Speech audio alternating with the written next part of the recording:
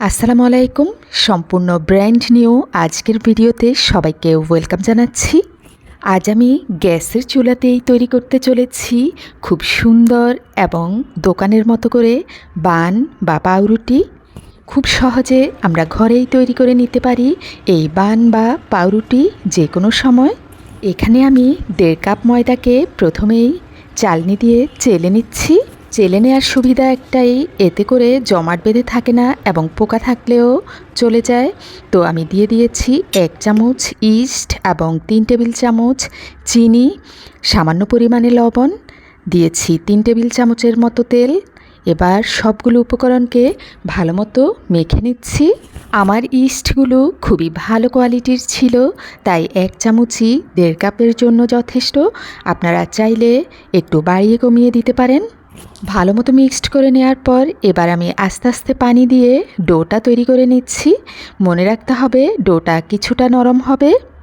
ডোটা তৈরি হয়ে যাওয়ার পর এবার আমি একটা পরিষ্কার কাপড় দিয়ে এভাবে ঢাকনা দিয়ে রেখে দিব ঘন্টাখানিকের জন্য। দেখতেই পাচ্ছেন আমার ডোটা ফুলে 3 গুণের মতো হয়ে গিয়েছে। আসলে আমার ইস্টটা খুবই ভালো ছিল, 1 ঘন্টার বেশি সময় লাগেনি। আপনারা চাইলে এর চাইতেও বেশি সময় রেখে দিতে পারেন, অর্থাৎ ফোলা পর্যন্ত ওয়েট করতে পারেন। এবার ডোটাকে আমি সামান্য ময়দা দিয়ে আবারও কিছুটা মলে নিয়েছি। এবার ডোটাকে একটু লম্বা সাইজের করে নিব পুরোটাকে। এরপর আমি যতটা বানাতে চাই ঠিক ততটা লেচি কেটে নিব একটা ছুরি দিয়ে। তো 1.5 কাপ ময়দা দিয়ে আমি 6টার মতো লেচি তৈরি করে নিচ্ছি। কাটা হয়ে গেলে এবার আমি প্রত্যেকটাকে গোল গোল সাইজ করে ঠিক এভাবে তৈরি করে নিব।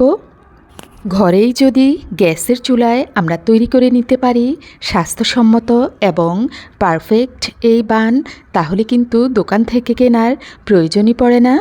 আর দেখতে পাবেন যে বাচ্চারাও কিন্তু ঘরে তৈরি এই বান খুবই পছন্দ করছে। খুব সহজে আমি সবসময়ই আমার বাচ্চাদের জন্য এই বান ঘরেই তৈরি করে থাকি। তো এবার হচ্ছে আমি একটা কেক বানানোর মোল্ড নিয়ে নিয়েছি। আপনারা চাইলে অন্য কিছুতেও দিতে পারেন। তো আমি তেল দিয়ে কিছুটা মেখে নিয়েছি, এতে করে বান মোল্ডের সাথে একদমই লেগে যাবে না। তো এবার প্রত্যেকটা ডোয়ের লেচি আমি মোল্ডের মধ্যে বসিয়ে দিচ্ছি। আপনার ইচ্ছে মতো বসিয়ে দিতে পারেন, একটু ফাঁক ফাঁক করে দিতে পারেন। যখন ফুলে উঠবে তখন কিন্তু পুরো মোল্ডই ভরে যাবে। তো আমি হাত দিয়েই এবার প্রত্যেকটা লেচির উপর তেল মেখে দিচ্ছি। আমার সব রান্নাঘরের উপকরণ আমার বাচ্চারা, বিশেষ করে আমার মেয়ে খেলার জন্য নিয়ে যায়, খুঁজে পাইনি তাই হাত দিয়ে মেখে দিয়েছি। তো এবার আমি বড় একটা পাতিল বসিয়ে দিয়েছি। নিচে আমি একটা কাগজ দিয়েছি যাতে বানের উপরের কালারটা একদম লালচে টাইপের হয়। এবার স্ট্যান্ডের উপর বসিয়ে ঢাকনা দিয়ে দিয়েছি। তো মাঝামাঝি পর্যায়ে এসে আমি বাটার দিয়ে আবারও ব্রাশ করে নিচ্ছি, অর্থাৎ বাটারটা লাগিয়ে দিচ্ছি। আজকে আমি ভেবেছিলাম আমি পুরোপুরি তেল দিয়েই তৈরি করব। তো আমার ছেলে এসে বলছিল, আম্মু বাটার না দিলে ঘ্রাণ লাগে না, অর্থাৎ একটু কম ভালো লাগে। তো দেখতেই পাচ্ছেন কতটা সুন্দরভাবে এবং লালচে টাইপের হয়েছে প্রত্যেকটা বান। শেষ পর্যায়ে আরও কিছুটা বাটার মেখে নিচ্ছি। তো এবার ফাইনালি আমার বান তৈরি শেষ হয়ে গিয়েছে। তো আমার তৈরি, আমার হাতের এই বান আমার পরিবারের সবার খুবই পছন্দ সব সময়। তো আপনারাও তৈরি করে ফেলুন।